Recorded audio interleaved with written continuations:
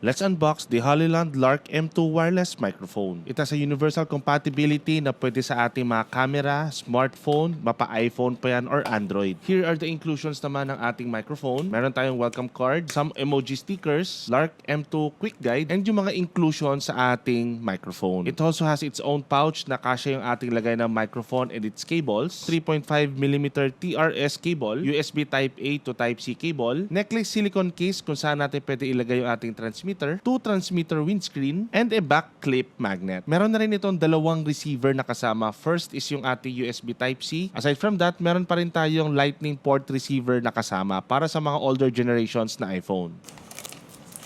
Ito naman yung pinakase ng ating Lark M2. Kung makikita nyo, may pagka-camera version yung kanyang itsura. Ito naman yung ating receiver which we can adjust yung ating volume up and down. May clip din ito and power on and off button sa gilid. And then ito naman yung ating transmitter. So 2 transmitters yung